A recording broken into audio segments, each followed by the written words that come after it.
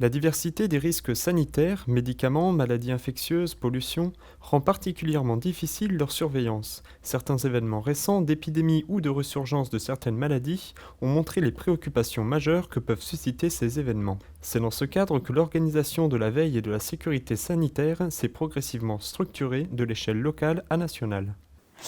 Alors la veille sanitaire, donc c'est un bien grand mot, alors il y a deux parties. Il y a la partie veille.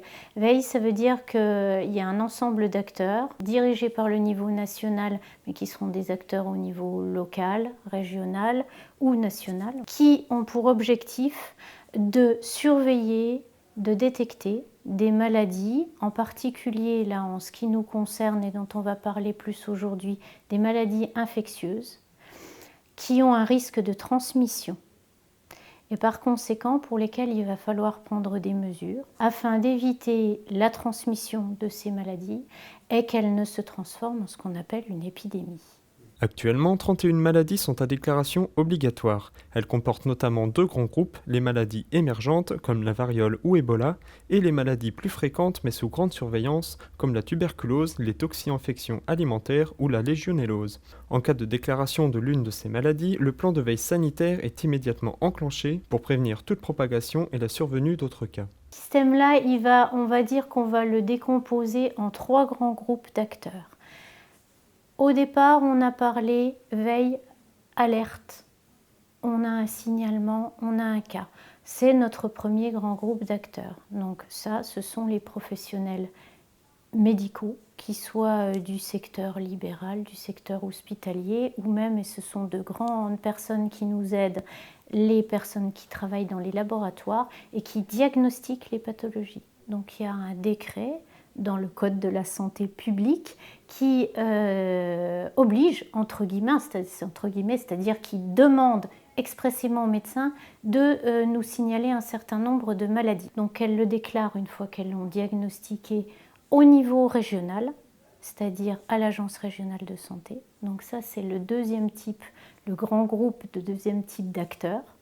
Au niveau régional, on va avoir pour mission, nous, de vérifier avec nos signalants, avec nos médecins, la maladie, dans quel contexte elle est survenue, combien il y a de cas, parce qu'on en détecte souvent un, mais nous, est-ce qu'on en a d'autres? À partir de là, on fait une enquête pour faire un point de situation et on prend des décisions. Alors, en fonction des situations, il y a des situations plus ou moins complexes, c'est pour ça que je dis qu'il y a des grands groupes d'acteurs, donc nous, on est au centre, mais l'ARS va s'adjoindre parfois, on va dire l'expertise, soit d'instituts avec des scientifiques. Donc notre principal partenaire, c'est Santé publique France, qu'on appelait avant Institut national de veille sanitaire. Et puis parfois, sur des situations compliquées ou qui vont dépasser l'échelon régional en termes d'action, le niveau national, donc la DGS. Après, toutes les personnes qui vont mettre en œuvre les actions auprès de la population, puisqu'on est bien d'accord qu'on va là faire une action sur la population, ça va être notre troisième grand groupe d'acteurs. Donc ça pourrait être des acteurs institutionnels pour certaines maladies. Je pense par exemple aux toxi-infections alimentaires collectives.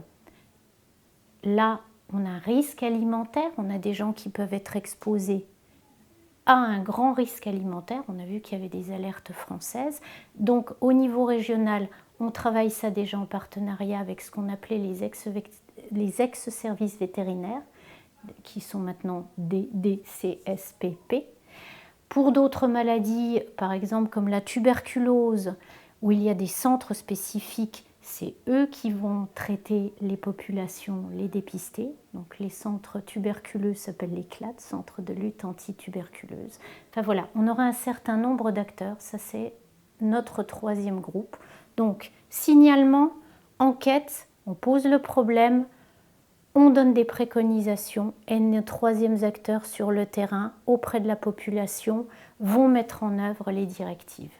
L'organisation nationale et territoriale des organismes de santé, avec tous les autres acteurs pouvant être impliqués dans ce plan de veille sanitaire, doit être rapide et efficace pour agir le plus rapidement possible en cas d'alerte. Le reste du temps étant consacré à l'amélioration de cette cohésion et à la recherche et à l'analyse de tout signalement potentiellement à risque. Nous, notre objectif quand on ne traite pas des cas au niveau de l'ARS, c'est justement de faire vivre ce dispositif, c'est-à-dire de le rappeler au niveau de nos signalants, au niveau des médecins, donc en faisant régulièrement des opérations, on va dire, de formation continue et voilà, de bien leur expliquer aussi, parce que ça a un côté administratif un peu contraignant parfois, parce qu'ils ont beaucoup de choses à faire par ailleurs, mais de leur expliquer à quoi ça sert, de nous faire connaître, donc nous, d'établir des circuits qui fonctionnent et d'avoir après, en aval, pour mettre en œuvre les mesures, de bonnes relations avec nos partenaires, de les avoir identifiés au préalable